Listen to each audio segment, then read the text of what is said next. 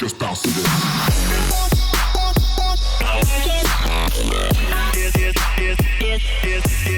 Hey, how's it going, everyone? My name is Brandon Clements, and welcome to another tutorial from Glasshand. Today we're going to be talking about how I created Luke Skywalker's lightsaber from the original trilogy, and it also makes an appearance in the new Star Wars The Force Awakens film.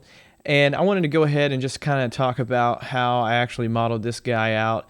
I mean, it's hard to do a modeling tutorial and keep it interesting because it's basically repetition over and over and over, creating shapes and forms and then building in more detail and making sure that the subdivision and that the edges and everything come together smoothly.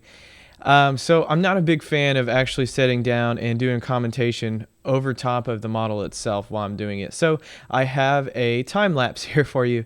And this was about 4 hours. I think it was like 3 hours and 45 minutes for me to actually go through and create this model. And it's really not that hard. It's a great asset to create, and it's fun to do. It's not super boring, but it's just basically a cylindrical model. The hard part about it is actually just cutting in and doing the different intersections where you have basically all these holes that are being drilled into it to allow for the knobs and different platforms and things like that come off of the main model itself. So a lot of the time, as you'll see in this video, I'm just kind of starting out with cylinders that are 8 sides and then going ahead and extruding inward to create these extrusions, and then you're just kind of extruding outward so that you're extruding into it, I should say. So it's not that bad to actually create everything. I think a lot of beginning modelers may like to see the whole process from start to finish, even though it's really quick right here. In this particular instance, I'm kind of going through and fixing and cleaning up a lot of points and making sure that everything is behaving like it should. It was really hard to find good reference too.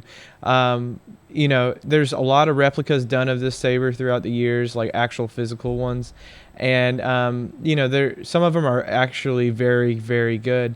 But you know, every time you're modeling something, you want to see what it looks like from all sides and angles. You'll see it throughout the video, the time lapse. I'll make a shape, or I'll do an extrusion or create a design, and I'll go back and I'll change it later just because I found better reference.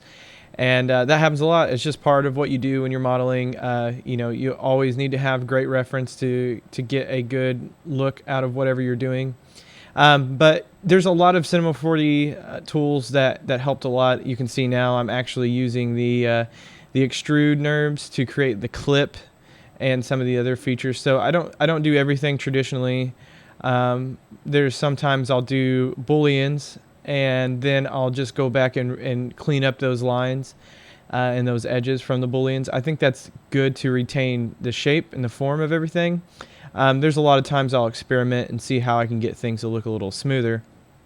The toughest part about creating this asset, though, is keeping everything extremely smooth and cylindrical, and having enough detail into that cylinder so you don't have like these hard edges running down laterally on the shape. And you'll see me do it a lot in this time lapse. I'll go through, I'll make an extrusion or I'll make a shape, and then I'll try to smooth it back as cleanly as possible. One tip that I have is, if you're actually trying to maintain that profile, you can drop in a NURBS circle, and then try to drag your points to match the profile of that circle. And that seems to help me a lot. I used to do that a lot more in Maya, and I've kind of been able to use like booleans and different operations here and clean them up later so that the subdivision looks really good when the modifier comes on. Because if you start to get those curved edges when you turn on the hyper NURBS, then you know that you're kind of getting like errors basically in the subdivision surface algorithm. It's trying to tell you that there's some areas it really doesn't know how to smooth. That can be from edges that have more than 4. I'm sorry. There can be points that have more than 4 edges, like a 5-sided point. You know, like a star. Those can create some really bad errors in your subdivision, and it'll create this really bumpy weirdness. So you always want to try to avoid N-gons, you know, where you have X number of sides more than 4. You want to avoid having those edges meet, you know, 5 edges into a point. You kind of want to get those out of the way. But it's a lot of just pushing and pulling, and it takes time to create a great asset and a great model. And if you're trying to add more detail to it, then you just can't get around adding more time to your process. If you're doing it in this manner that I'm doing it here in a traditional polygonal way. So yeah, it's great because I'll hit the modeling tool button on the keyboard, which is M. So I'll use MD a lot. I'll delete some faces and use MD to fill them, and then I'll hit MK as the knife tool, and I'll just start drawing lines back in. And I do that time in and time, time after time. And I think it's good to work in a manner that you're just starting from the basic form, no matter how rough it is, and then just building on from that. It's just virtual clay, really, when you think about it at the end of the day. So this is the actual final asset. To add thickness, I actually used a cloth or a cloth modifier right here. You can just drop it in. If you hold Alt and click the cloth surface, it'll drop it as automatically. You'll have your polygonal object as a child of this. And I usually just turn the subdivisions down to 0 and then just adjust the thickness of the model. So I love that you can use the cloth NURBS. I believe they used to call it cloth NURBS in earlier versions to create thickness. So I think a lot of misconceptions are trying to create everything from one shape, like using one polygonal cylinder for everything. You can see these are all different objects. When I start out, I'll start as simple as possible, and you saw the first thing I did was started to cut the profile of this shape. And you can use, if you actually go to options and then configure, you can put your reference in the background by using this back, and you can hide or show this picture. So this was just something that I got by typing in Luke Skywalker lightsaber blueprint on Google. I was able to download this image and save it into my references, and it was pretty good to get me started. And then I had to actually go back and see some more photographic references, maybe from like the set or whatever it may have been. So it's not 100% accurate. It's not 100%, the actual scale, point to point model, but it's very close. It's very close in terms of you could show it off to someone, or lighting and rendering this will be actually a lot of fun. So what I like to do today is just to get started creating the materials for this lightsaber, and we're going to be using Octane. Version 3, it's the alpha, is actually released now. I'll put the link in the description for the actual forum page where you can download the alpha and install it.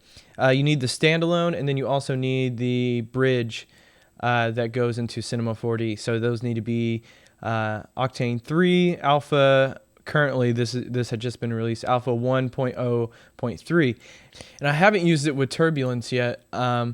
But I have turbulence installed and X particles, and in the past I'd used Maya fluids on a lot of projects. So I'm really excited to delve more into turbulence. If you guys follow me on social media, I've done some tests and some things with turbulence in the past, but I really want to just dive into it and see how powerful it actually is. So high hopes for that in Octane 3. I saw a demo the other day of it with this alpha build, and it's pretty amazing, so I can't wait to get into that. So I did find a pretty cool resource for reference. This guy has actually created a real working lightsaber, which is kind of cool. It shoots this like massive flame that's really kind of controlled and really nice, but the replica itself looks really good. It actually looks like a prop that they would use in the film. So I'm going to base it off of this, and I'm going to try to find some other references, but so far this is the best that I've found in terms of like higher res references. So I'm going to keep this up on my other display and start creating some Octane materials. So if you saw in my last tutorial, we were talking about physically accurate materials. I'm going to bring up this main site, and I'm going to go to 3D, and we're in metals, and then aluminum is the first one that's up. So I want to use aluminum as a way to kind of block in this material for most of the just kind of front half part of it. So I'm going to kind of look at my reference again. Yeah, this front part, a lot of this is going to be kind of some type of metallic aluminum. So we'll create a couple versions of it. So let's go ahead and create an Octane shader. We'll call this aluminum. And we'll change it to glossy. Let's take the diffuse down to nothing because it's all reflective. We'll go to the index, put it at 1. Specular. We're going to go to the Octane shader, and we're going to look at fall off map. Okay, paste that value. Great. Okay, so this we'll add this for this main body part, and oh, you can see that it is one piece. Okay, so I'm gonna actually split this up.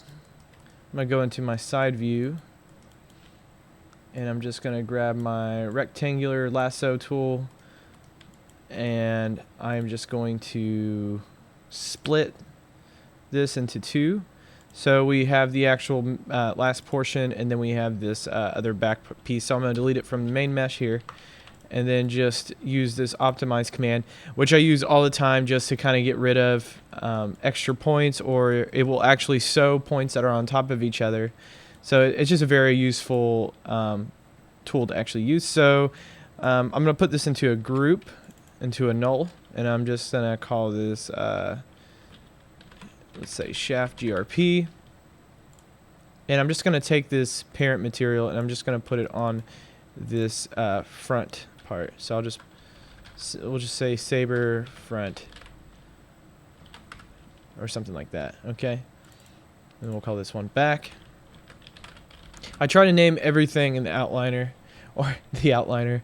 I try to name everything in the object manager, so I don't confuse myself. And it looks like some of these pieces, for instance, this middle part, I may shrink this down.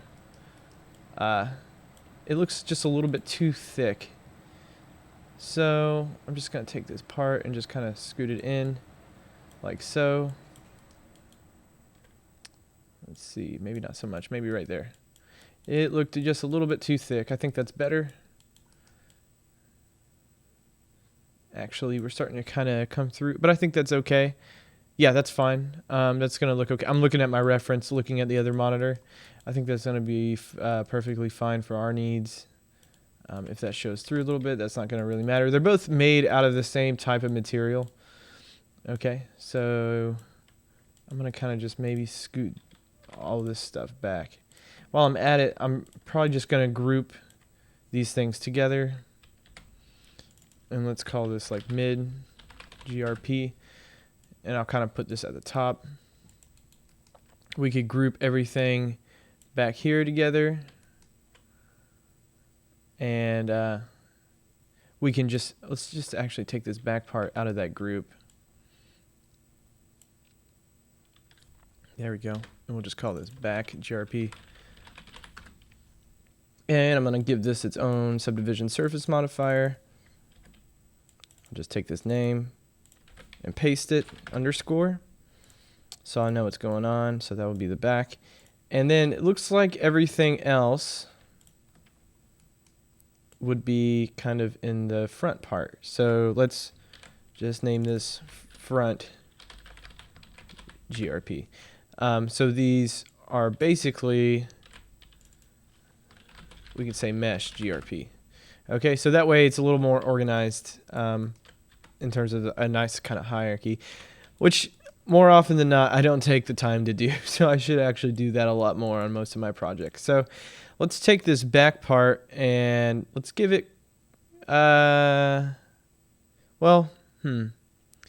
let's not give it the same material. We'll just have a little bit more fun with this. We'll just call this aluminum. It'll say shaft front aluminum. And we can just basically create different shaders for each section, so we have that much more control over everything. One of the ways that I start look deving for materials now is I shot a new HDR of my office. So the office that I'm sitting in right now, I can almost imagine like if I had that object here, what it would look like. It just kind of helps me conceptualize, you know, what we want to see. So You can see that there are some new tags here, Octane, Scatter, and Volume, which is really cool. Can't wait to mess around and see what those guys are. But let's go ahead and create a HDR environment. And then we'll load in that new HDR that I have. Let's see, Glasshand HDR. So this one right here. And we can go ahead and load that up into Octane. We have a little bit more responsiveness coming out of the live viewer window now. Okay, so this is kind of what we're getting right now. And maybe make that just a little bit bigger. Let's go up. And this should be a pretty good spot for us to start working from. If we'll bump up the roughness maybe to around here. And then I definitely want to use like a fingerprint map, because that would make a whole lot of sense that it would actually have fingerprints on it. And we'll go to textures. We'll go into my kind of general textures here. And let's see, fingerprint glossiness. So this looks all nice and kind of muddy. One thing I want to do is probably add a color correction map into this, and we can start to mess with the contrast a little bit. Okay, so let's just say 1. Sometimes I like to boost the gamma just so that I can kind of get a little bit more glossiness out of the material itself. Another thing, you guys probably see me do this a lot. I'll actually take the tag and then control click the saber front, and then I'm going to go into my UV projection tool, and I'm going to say, let's see what this looks like cylindrically. And automatically you can see that it's not wrapping the way that I want, so I'll use the axis tool, and then I'll just kind of bend this to 90, and then I'll say fit to object. And then I can zoom in. So you can see a little bit of fingerprints from it. Let's actually turn the gamma to 2. And then let's kind of bring down the brightness a little bit maybe. Everything kind of looks a little bit stretched right now. I can see a little bit of a fingerprint, but let's go into the texture tag and let's tile not the U, but I'd like to tile the V. Maybe somewhere around twice as, sorry, I'm just trying to figure out what I like. And I think that'll be fine. I think that'll be okay for our purposes right now. Let's actually start to have some more materials for the middle part. So that middle section, let's create that right now. So it'll kind of be the same. We can, let's rename this, set a front. We'll just call this mid. All right, so this one's going to be a little bit blurrier in terms of roughness, so we're going to kind of bump this up and then add it to this middle portion here. Very nice. Okay, and you can see it updated for me pretty quickly. And I want there to be a noticeable difference between the two, and it looks like there is. So maybe not so rough.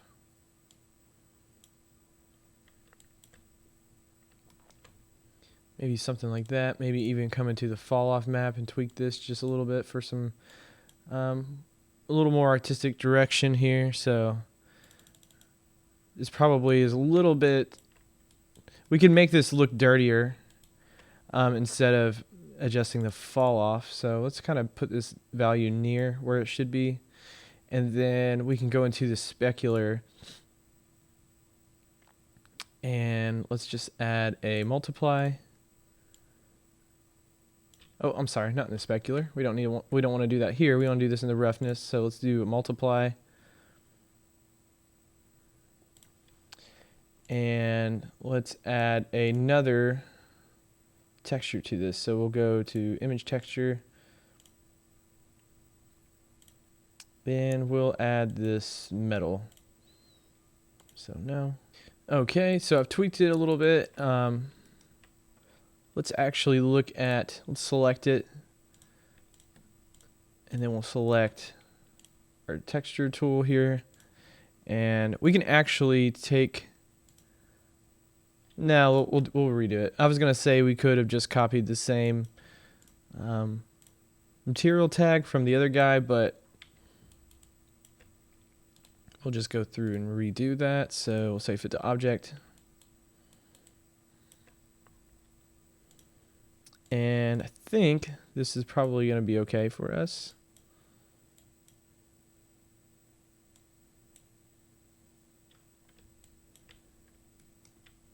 Yeah, all right, looking pretty good.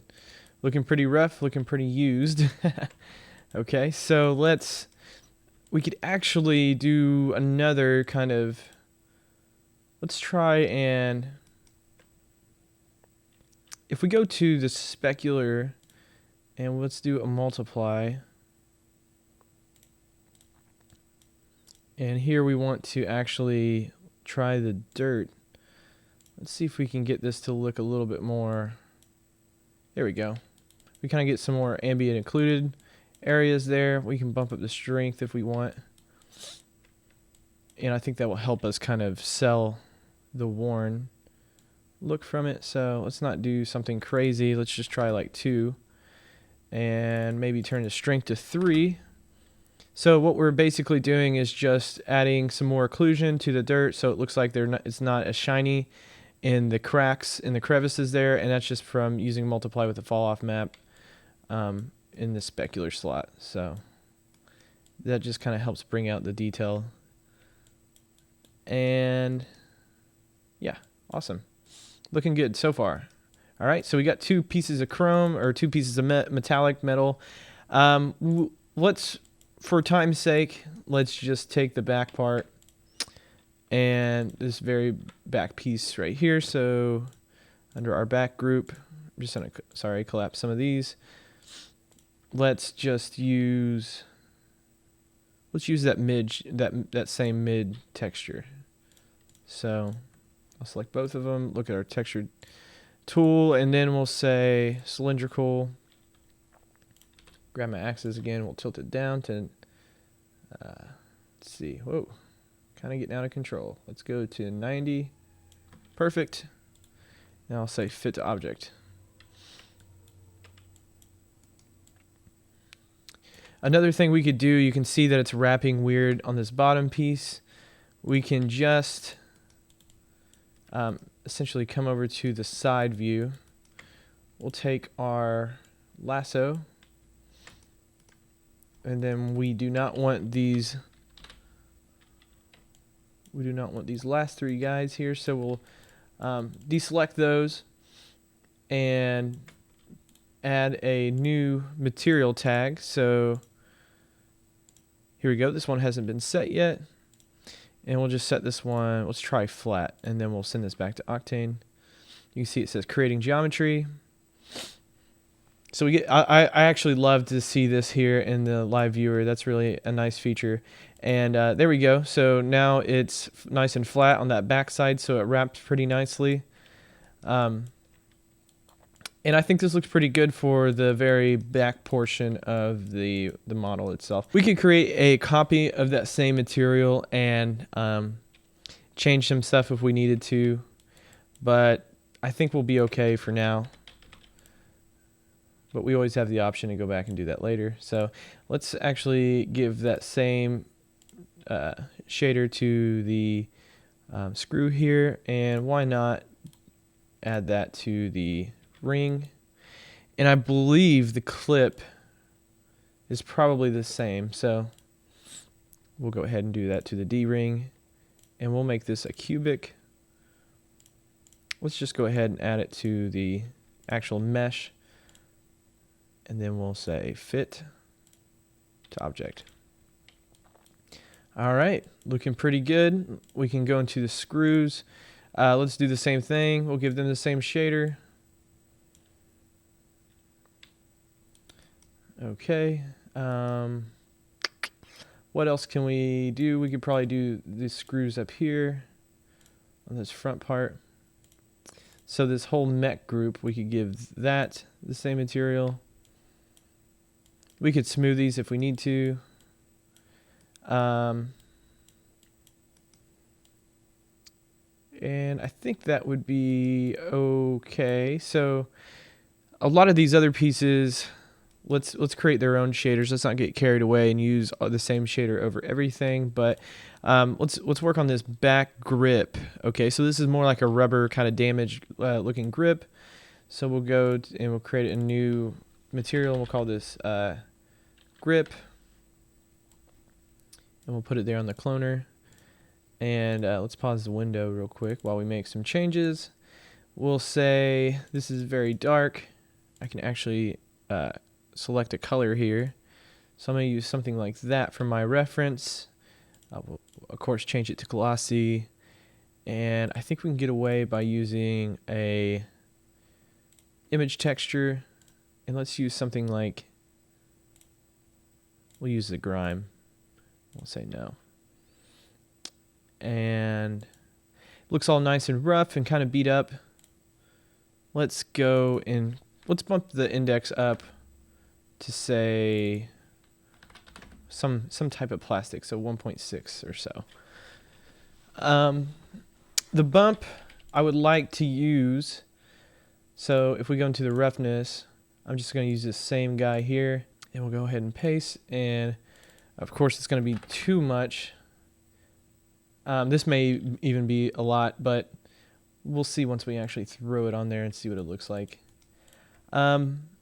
I'm going to put the tag on the actual geometry again, and let's kind of do the same thing we've been doing, kind of cubic wrap it, and then fit it to that object. Okay, so that looks pretty good. So you can see it's nice and rough and worn down.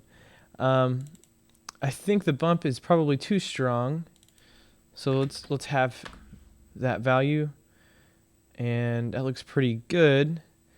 And the actual roughness value, let's start to kind of tweak this as well.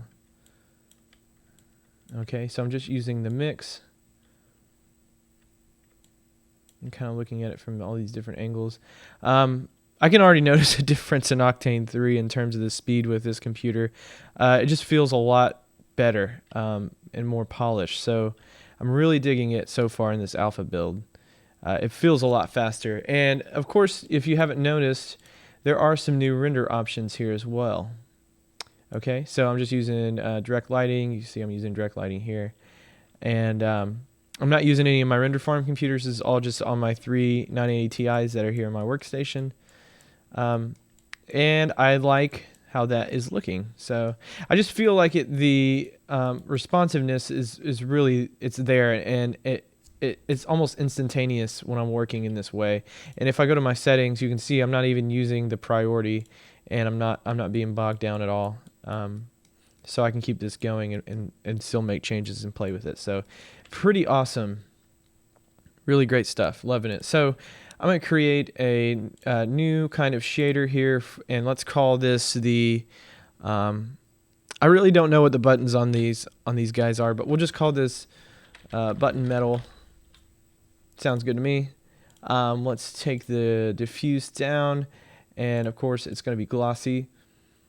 And this is going to have some fingerprints on it as well, because it looks like the hand is going to be covering this most of the time, so that makes sense. So we'll take the image texture again of the fingerprints. No, I like to keep everything in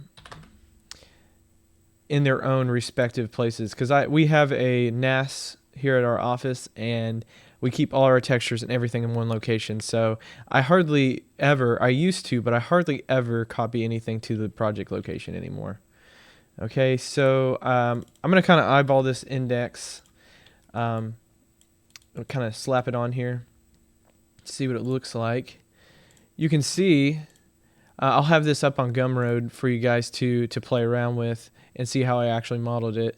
But I had like a different design for this part that didn't actually have the cloners there. So, because I had some really bad reference before, and I was able to actually see what the buttons look like once I finally saw that it was actually like I could do it with a cloner and get away with it. But it was just kind of hard to find like intricate, really detailed reference. So let's change this to cubic, and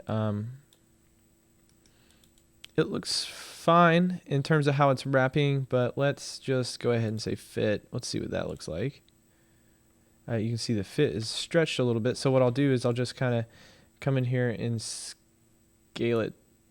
Let's see, not that way. I'll use the actual tag, and let's try 50 and 50. That makes it larger. Oops. So let's just go into the tile and say 0.5, 0.5. I'm going to adjust the index here. 6. You know, as we increase this, I think the maximum is 8. I don't think we can go any larger than 8. Nope. So 8, I think, is going to be okay for our needs, for our purposes. It's really extremely rough still. So let's come to the roughness and kind of play with this a little bit. And I think that is okay. It would be pretty nice for the contrast of the buttons. So we'll call that good for now. Let's create another shader. And let's go and create specular. And we'll say this is going to be the button mat, the button materials. Let's go ahead and apply that to the actual, I'll just apply it to the geometry. And you can see that it's black. If this happens to you, where you can't see into it, you just need to actually bump up the specular depth. Okay, so it looks like once I bump up the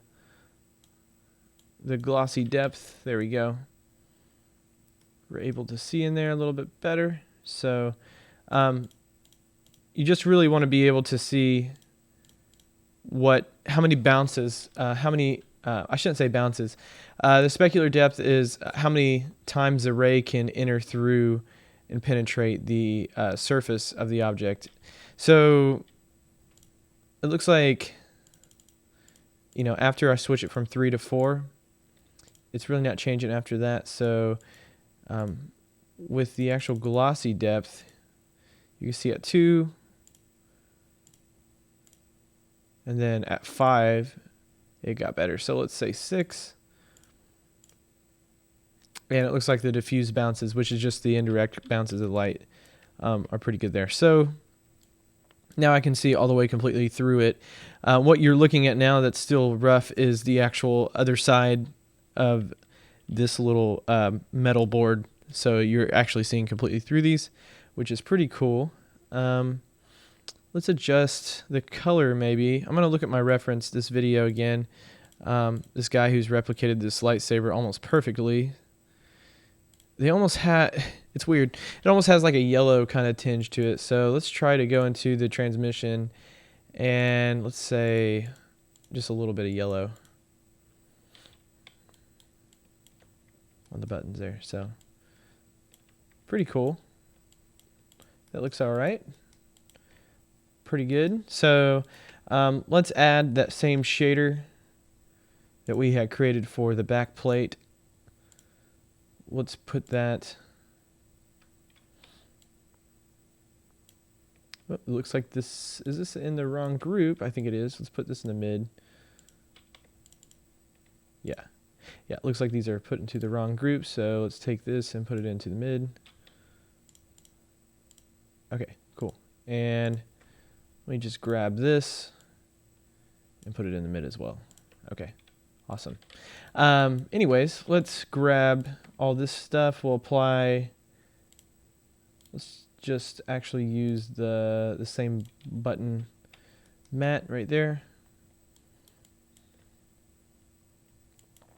Okay, so I kind of almost like it stretched like that for just because of the contrast between the two.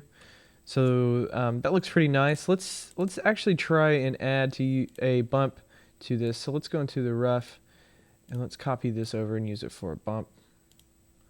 As you can see, it's a little bit too bumpy. So let's go 0.2. Still too bumpy. 0.01. That's a little bit better. I'll tick off the invert. Oh, actually, it's still really strong. So let's go 0.05. I want this to kind of be like a barely noticeable effect. Something that if you were to rub your hand across it, maybe you could feel it, but not see it so much. Yeah, okay, that looks all right. Looks pretty good to me. It looks like the repetition of this plate could be more. So let's say 800 and 800. Ah, no wonder. Sorry guys, that's actually making it larger. Okay, so this looks pretty awesome to me. Once you get in there nice and close, looking really, really nice. There's a lot of nice detail. I don't know if it's going to come through in the screen recording. There we go. That's looking pretty cool. I hope that doesn't get too compressed because it's pretty sweet. But anyways, download the alpha, download the scene file, and check it out for yourself. Don't let me describe it to you because I'm not going to be able to commentate as well. It's just nice to go ahead and download it and see what it looks like for yourself. So being this close to the object, it looks really, really nice so far. So we haven't put too much time into it. Let's actually take the same. We'll just use the button for the clip as well. And let's do a cubic kind of projection, and we'll say fit to object. Looking good. Also for the clip, why not? We'll go ahead and say use that same material. And looking really nice. So I think we have most of our objects kind of put into place with just our kind of default shaders. Sorry, I'm looking at this picture and I'm already kind of getting lost in it. But it's the Octane 3 seems to perform really well. And if this is just the alpha, then I'm really excited for what the final builds are going to be of the versions. So, you know, I can actually turn off the background too. So let's turn on the, here we go. So we don't get distracted so much. Let's kind of create a different, let's see if I can find this in the reference video, this portion of the saber. It looks like a little bit, it's not as reflective, this piece. So let's call this just what kind of metal? Let's just call this rough aluminum. I think this whole thing's probably aluminum. But I could be wrong. I actually don't know. I feel like aluminum would probably be the most durable and lightweight for this. So let's go to diffuse and just kind of take this to 0 again. And let's go to the index and kind of pump this up. So I kind of want this to be a little bit darker. The roughness, of course, let's keep adding our texture, our image, just to break this up. Wow, okay. Nice one. So there, there we go. And we'll push this into the surface a little bit more. And I think that's pretty good for our purposes. And let's take this roughness down. So, you know, it's all about kind of like what it's reflecting in the environment. You can see as it actually has some subjects and not the white wall itself, not the drywall, then it actually has some more interest to it, which only makes sense to a material that would only be reflective. So you can see as I run this across it, it gets a little bit more interesting. So let's keep that in mind and kind of mess with the roughness some more. Let's add a color correction. And let's boost the contrast. Let's say 1. Okay, so it's super contrasted. Let's take the gamma and push it up. Okay, there we go. So we have a little bit more smudging. Okay, here we go. So if you can see it, it's very hard But if I kind of make this full screen, you can see it's kind of like this translucent red. Let's try to build that out for the button. Okay, so let's go create an Octane material, call this button, and specular. Go into the transmission, and let's use our color picker and try to get somewhere in that realm. The actual vibrance here is going to determine how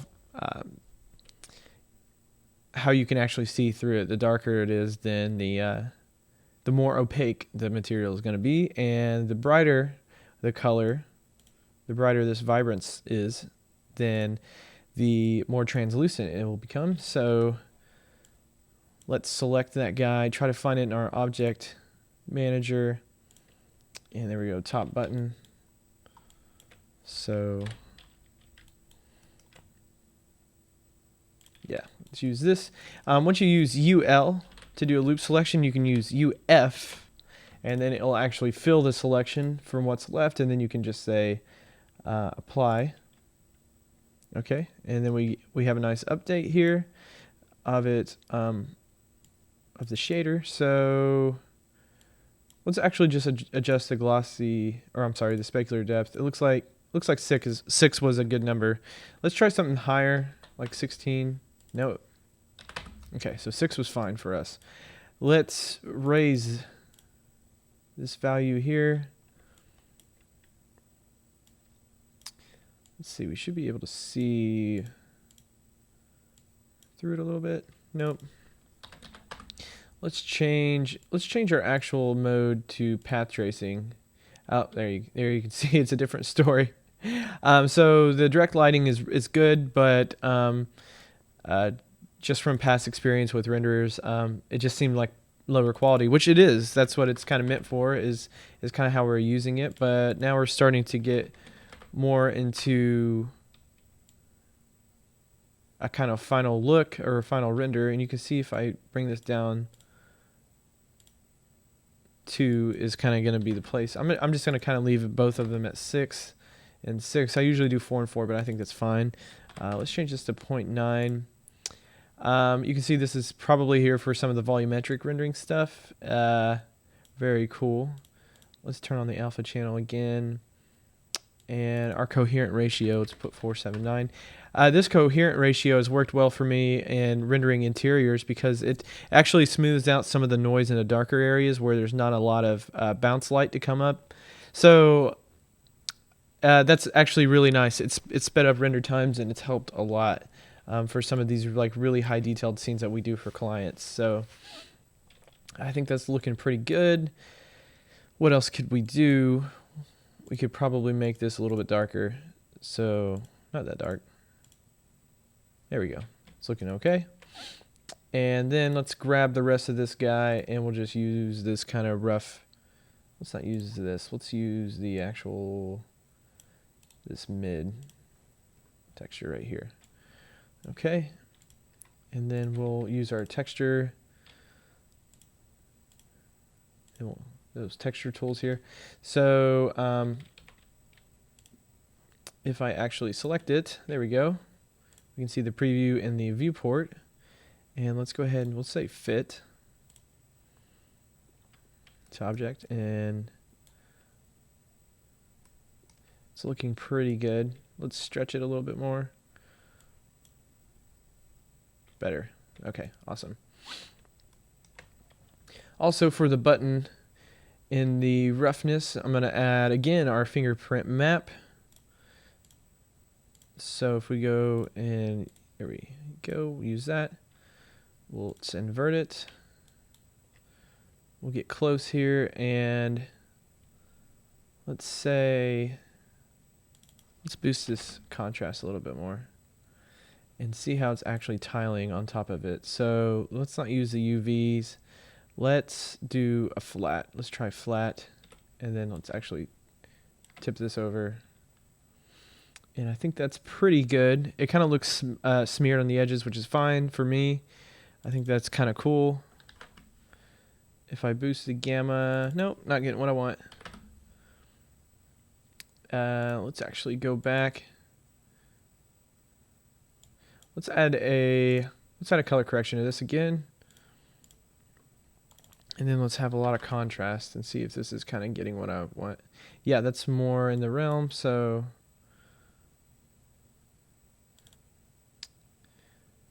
I think that's fine. We'll go ahead and call that fine for our purposes. I was trying to get like an actual fingerprint to show up there, but maybe some other time I'll try to do that. This, for this tutorial, for our purposes, I think that's cool for us.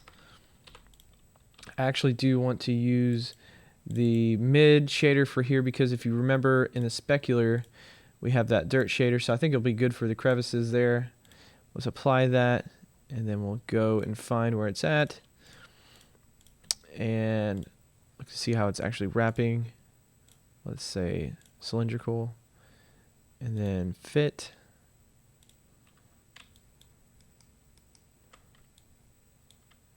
You can see I can get super, super close, and I think that's going to be fine for me. I kind of like that. Okay. Let's just apply that same material. And I may need, later on I may need this to be more controlled. So I may go back and create more shaders, but for now I think, especially for this tutorial, for the purpose of the tutorial, if you guys want to go back and do that, or you want to download the scene file and do it yourself, that'd be great, because then you have way more control and you can get things looking a lot better if they're all individually adjusted to how you see fit. Okay. Awesome. Looking good. For the length of the tutorial, let's do the same thing here for the bottom. Oh, this actually isn't subdivided. Let's go in and do some subdivisions. Let's add some more lines for subdivisions. So you can see here I'm adding lines on wherever I want it to crease. And I still have the live viewer going, which is pretty funny for me because it's actually keeping up really well with what I'm doing. So I'm like rendering and going back and adding subdivisions, which is pretty cool. Okay, so let's go to the top part and add some more lines for the creases. And then let's hold Alt and use this subdivision surface modifier. And that's good. So I'm going to say UL to actually select, and then UF the button. And let's apply the button. And then let's again select the last part, and we'll add that same texture material. So looking pretty good. Underlying pieces. So I think these are just like plastic. I want to say they're kind of like black plastic pieces. So let's just do that anyways. Black plastic, sure, why not? Glossy, and take this down pretty low. Let's maybe add a little bit of blue to it. Okay, so index, let's try like 1.8. A little bit of roughness, and let's throw that on these two guys. So let's just apply, and then apply it to this as well. And then let's actually create a, let's say copper or so. We could actually use the refractive index website here to find copper, I believe. If we go down here, yep, copper. So let's take this value and we'll have to change this to glossy again. Index, we'll change it to 1. Specular, we'll say fall off map, and then paste that there. Okay, and then remember from the other tutorial, to tint the color, we have to actually go in here and change this to RGB spectrum. And you can find a reference online, which I think I'm going to do because I'm really bad at picking out colors. So let's say copper or metal. And then we'll go to images. And we'll find something that's decently kind of copper. So here's what I'm looking at. Let's choose something like maybe around here in this realm. I'm kind of looking at like more of a rustic, kind of destroyed looking copper. Okay, so it looks weird now because we had to take our diffuse to black, and there it will show up. So roughness, let's give it kind of that metal texture again. So image texture, as you can see, it's a repetitious process for me just to kind of get the initial textures on there. But once I do, it's fun to actually go back and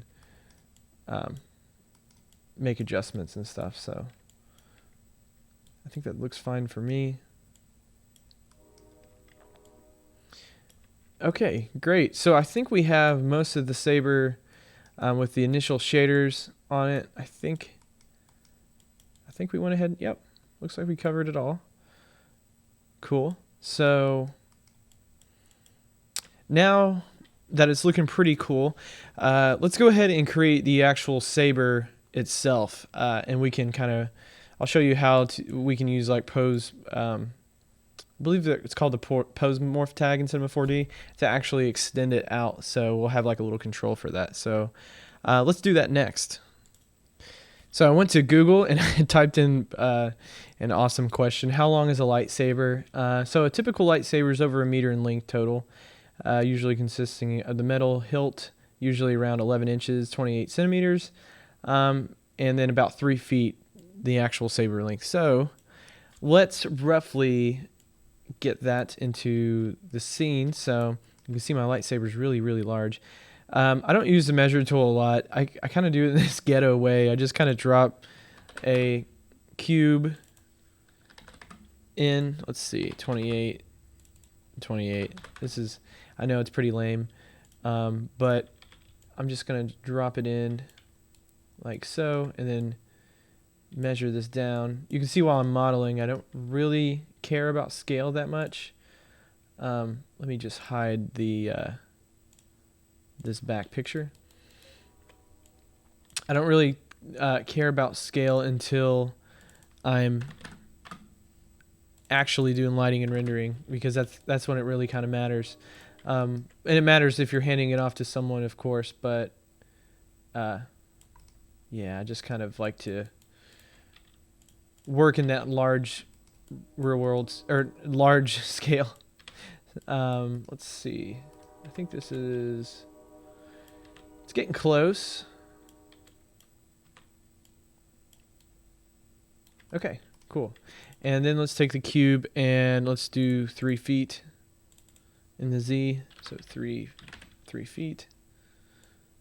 It's about 91. So, and then we'll come up to the part where it extends. Let's just say do not show picture. So the part where it extends, we'll just say it is right there. We'll create a cylinder. We could actually, let's use a capsule just because it's got a round top to it. I don't really use capsules a lot, but I started using them more just because I round the ends of the cylinders anyways to a point like that. So it's like, why not just use a capsule? So let's take it down.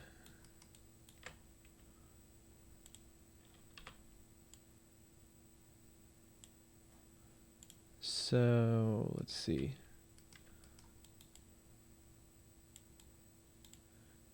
That looks pretty good.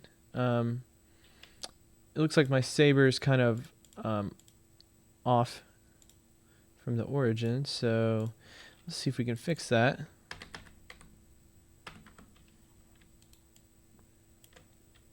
By coming into our groups and seeing if we can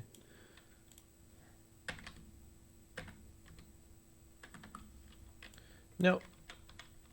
Let's actually, I've kind of gotten it messed up, so let me just kind of go back.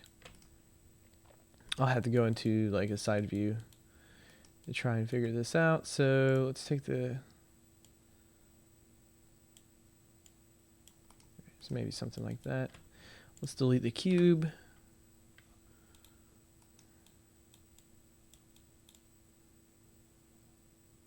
Okay, so that's looking all right. Let's go to the capsule and let's actually make the height 91. And then let's bring it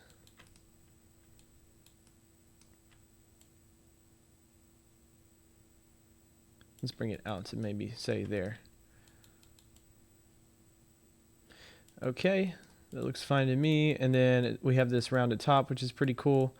Let's see if we can actually, yeah, that looks all right. Let's go to N. If I hit N and then B on the keyboard, I can actually go into the height segments, and I'm just going to turn this down really low to maybe just 1. Okay, so that is the actual saber itself, kind of positioned into here. So if I go inside, I can kind of start to move this around a little bit more. So let's bring our pivot point back.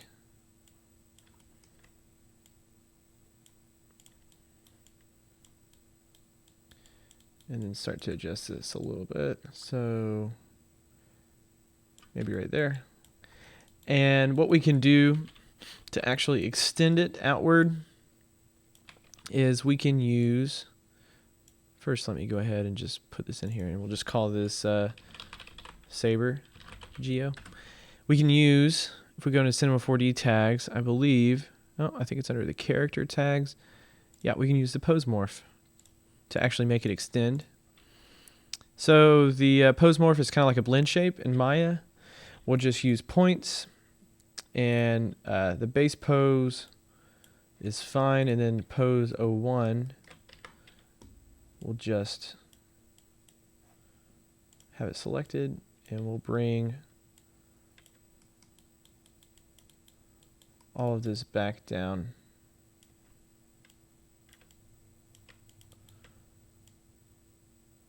To say right.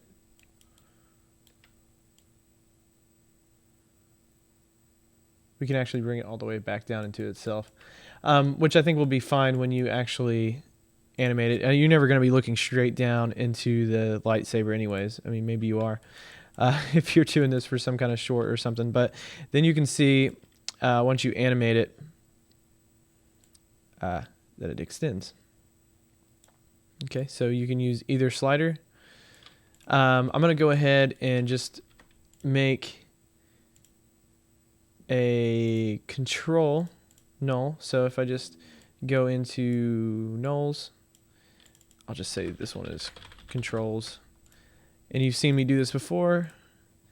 So let's actually just call this group controls, and then add a data to it and just say Saber extension. All right, so let's go and make that a float slider, and the default value will be 0. We'll step up by 1, and we'll actually bring in an espresso tag and drag our controls into here. Take the custom attribute and open up our mesh groups, take our pose morph tag, and let's just run this into the strength. And since if you look down here, they're both real data types, so they'll accept each other. And then in the controls, you can just say 100% or 0. It's almost backwards for me, so I'm just going to say new node, espresso, calculate, and then negate. So it'll just be opposite of each other.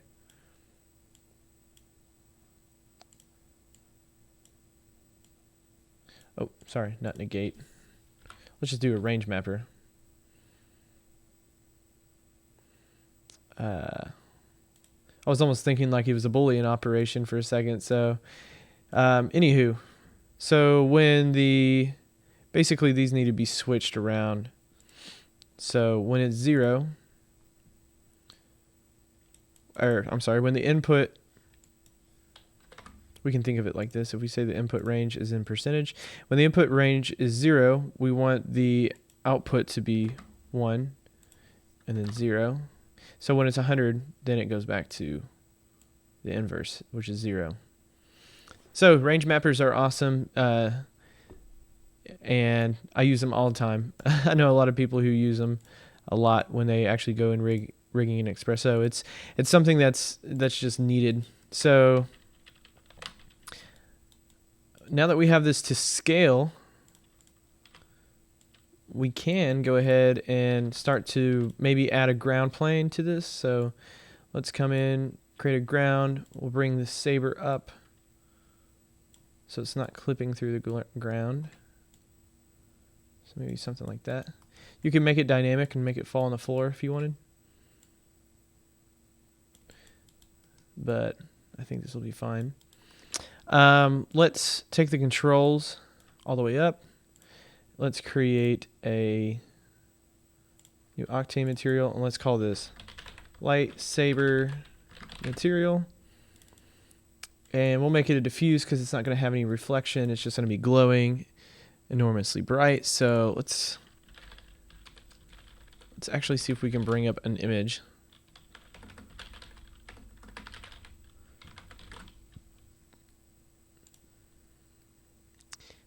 Of the color. So there we go. There's Luke, and I'm just gonna go into the emission, just say Octane, and then emission. Let's see. Let's just do texture emission, and then the texture will be an RGB shader.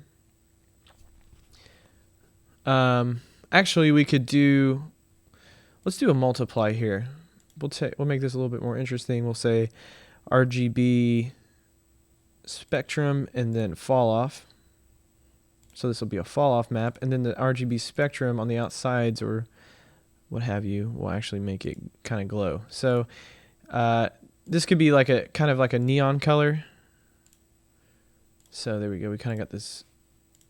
We don't want. I mean, well, we may get that effect, but we're gonna choke it back so we don't get that kind of neon coloring. So let's go ahead and load that into Octane. We just don't want it to look like a big neon lamp or something. So once that loads up, we'll actually let's go ahead and apply it to the saber. Okay, so super bright, way too bright. Let's try 1. And then let's see. So it's not showing up as blue as I want it, but no worries. Let's go and copy this into the diffuse,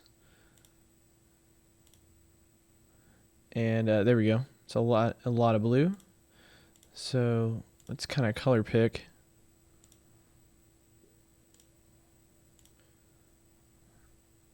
Okay, so that's definitely showing up as blue. Let's come into the power. And let's turn off our surface brightness, and let's just do 2. Let's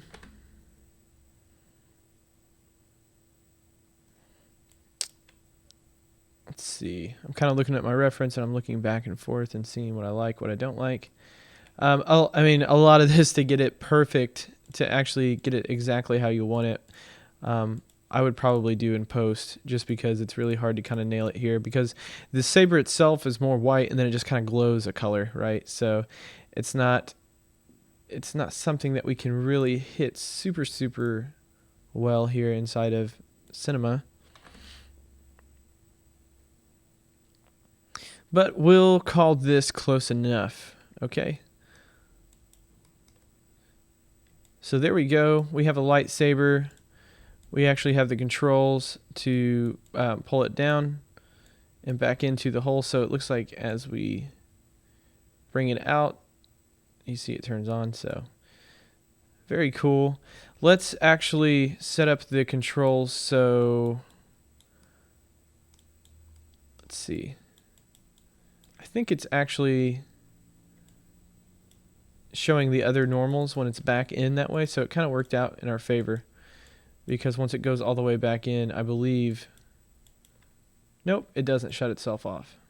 So to be able to read out the mess around with the texture emission in Octane, or I'm sorry, in Espresso, we have to go into the texture emission and the attributes, and then you can pull this guy into Espresso. So we now have, let's actually use the power and kind of range map this. So let's see, at the input lower of 0%, then the power should be 0, and at 100, I believe we had 2. Let's just double check. Yep, power was 2. Let's go into the controls. So 0, 100. Okay, cool. So let's range map that. So now, when we bring that up, it should be reading out, yep, our power. So looks like it's working really well. So when it's at 0, it's actually off, but you can see it'll snap right back. So we go into the controls, and when it's fully extended, it'll be on and off. And it animates so quickly anyways, the actual saber coming out, that you wouldn't be able to notice when it turns on and when it turns off. So yeah, I think that looks pretty good. I think the saber itself is pretty decent for what it is, for where it's at. But if you'd actually like to download this scene and take a look at it, then you can always go ahead and make the adjustments to your heart's content. So let's set some lights up, and real quick we'll get a nice looking render. So I'm going to go ahead and just do some targeted area lights, and our target looks like it's in the right place. So let's just bring this up. So it's obviously very, very bright and it's big. So I kind of want to do something a little bit more dramatic. Let's create a ground plane texture. So let's call this ground. It will be glossy. Also be very dark. And then the roughness, let's add image texture. Let's see what we have to mess with. Let's see. Just go ahead and use something that's just pretty much just noise all over it. Let's apply this to the ground plane. Okay. So let's kind of take the contrast up pretty high on that, and then let's kind of lower the power. Actually, let's keep the power at like 1, and then let's multiply this. Let's multiply this with a color. So we'll just say RGB spectrum, and use something kind of dark. Maybe something like that.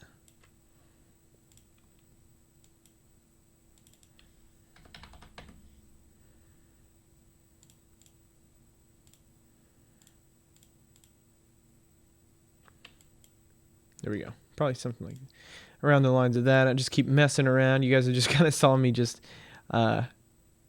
keep tweaking, basically. So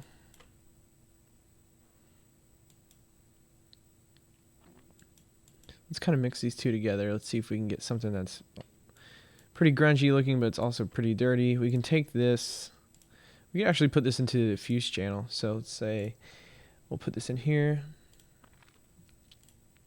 and then just really make it dark. Okay, cool. So our light has been obnoxiously bright. So it's going to be, let's just do this kind of overhead, huge softbox look to it. One thing I haven't actually done is in any of the tutorials, I like to add like a image texture to here. So let's go, and if you go to, I believe, HDRlabs.com, you can download this Lightsmith pack, and I use this softbox all the time. So let's use this softbox A. No. Make sure the gamma is at 1. And let's just copy this into the distribution as well. Okay. Let's go ahead and set up our camera as well.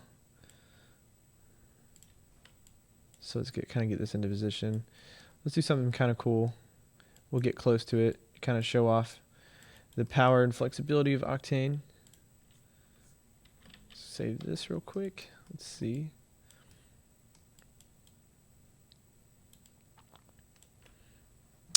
Let's change the camera's focal length. Let's do like a really long lens. Let's do like 85.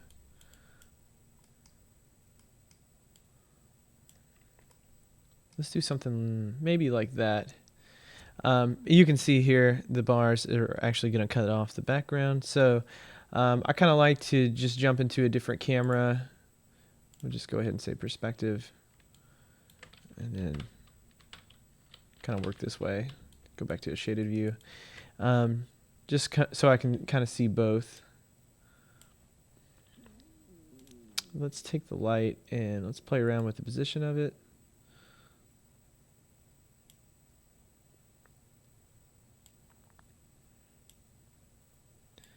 See, I may use this kind of as a backlight,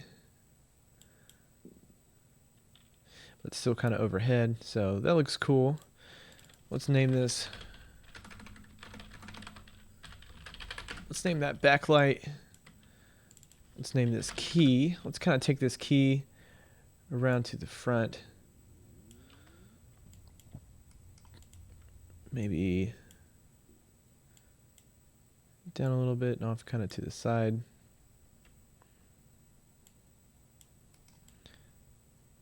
Okay, that looks fine. Let's go ahead and, can we take the temperature down? There we go. And then let's kind of bump up the brightness a little bit. Okay, definitely not in the 50 range. Let's try like 10. Okay. And like we said before, since it's kind of based all off of reflections, sorry, before I complete that thought, let's kind of move this down. And then it may be a little bit too bright. It's a very large area, so it doesn't need to be super, super intense.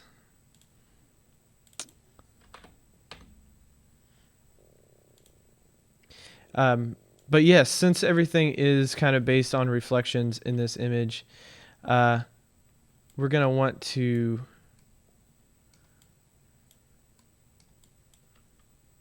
use an environment. Sorry, I kind of get lost, like I've said, in the look of things. So I'm still not happy with. Maybe if we did something kind of cool, like a side profile, and then we kind of can adjust our lights. Okay, let's do this. Kind of like maybe if the camera's sitting on the floor.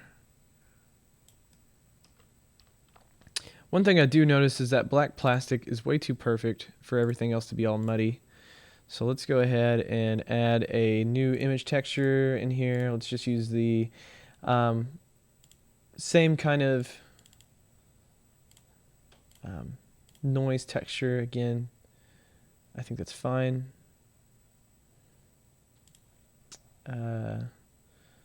Let's say there's good. There we go. I kind of like it on this side. Since that black is already so dark. So one of the other things I was talking about, since it's all based on reflections, we kind of need something in our environment. I think something that I haven't really shown you guys is just using a texture environment just to kind of get what you want from the reflections. What I'm going to do is I'm going to use a gradient. Okay, so of course we'll just take this to black and white. We'll kind of use this almost like our studio setup. So I want to be able to see what the environment looks like. If we were to spin this around, let's see with our gradient. We won't actually see it. I think it's running the opposite way. So let's try to roll. Nope. Okay. Let's go back into our gradient. Let's say linear. There we go. Now, still not seeing the environment. Let's see if we can kind of roll this around. Nope. Okay, so it's something to do with our placement. I believe if I were to, let's just copy our camera and jump into it again. If we were to roll this around, let's send this back to Octane real quick. Creating geometry.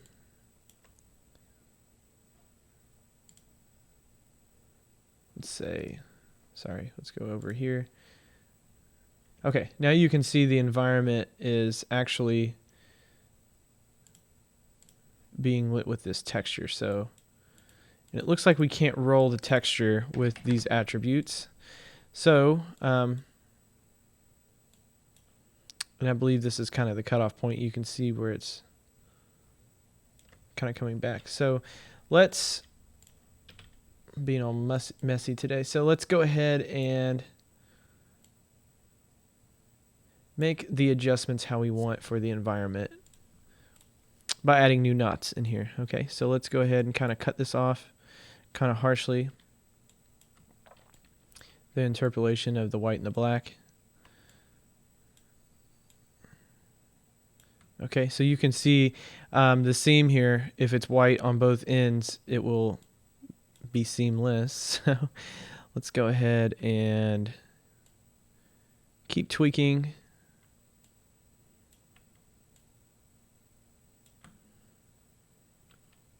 Okay, so we're getting a lot of light. I would just kind of like the light to fill in from the sides. So if I was looking down this direction, I want to be able to see where it's cut off. Okay, so I can see it there, which is nice. And then if we spin the camera, I definitely do not want any white back here. So I believe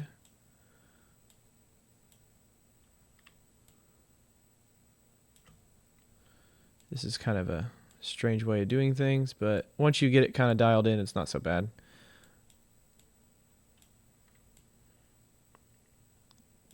Okay, so nope, not that black.